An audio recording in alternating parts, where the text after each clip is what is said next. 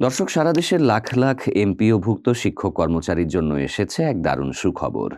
দীর্ঘদিনের দাবি পূরণের পথে আরও এক ধাপ এগিয়ে গেল তাদের উৎসব ভাতা। ঈদ আনন্দের আগেই এলো এই সুসংবাদ। কিন্তু কতটা বাড়ছে এই ভাতা, কারা এর আওতায় আসছেন, চলুন বিস্তারিত জানি। দেশের বেসরকারি শিক্ষা প্রতিষ্ঠানের এমপিওভুক্ত শিক্ষকদের জন্য এক দারুণ খবর নিয়ে এসেছে অর্থ মন্ত্রণালয়।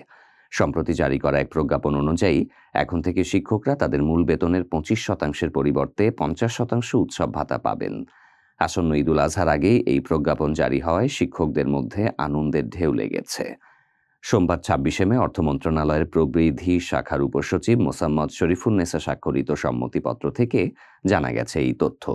এই উৎসব ভাতা বৃদ্ধির সুবিধা পাবেন মাধ্যমিক ও উচ্চশিক্ষা বিভাগ এবং কারিগরি ও মাদ্রাসা শিক্ষা বিভাগের আওতাধীন বেসরকারি শিক্ষা প্রতিষ্ঠানে কর্মরত এমপিওভুক্ত শিক্ষকগণ।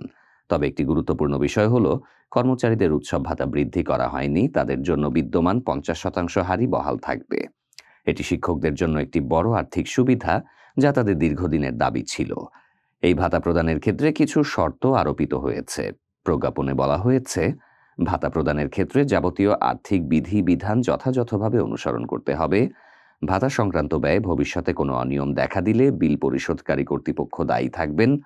প্রশাসনিক মন্ত্রণালয় কর্তৃক আদেশ জারির তারিখ থেকে এই ভাতা কার্যকর হবে। প্রশাসনিক মন্ত্রণালয় কর্তৃক জিও বা গভর্নমেন্ট অর্ডার জারি করে তার 4 কপি অর্থ বিভাগে পাঠাতে হবে। অর্থাৎ এই ভাতা কার্যকর হওয়ার জন্য আরও কিছু প্রশাসনিক প্রক্রিয়া সম্পন্ন করতে হবে। তবে সম্মতিপত্র জারি হওয়ায় শিক্ষকরা তাদের প্রাপ্য এই বর্ধিত ভাতা দ্রুতই পাবেন বলে আশা করা যায়।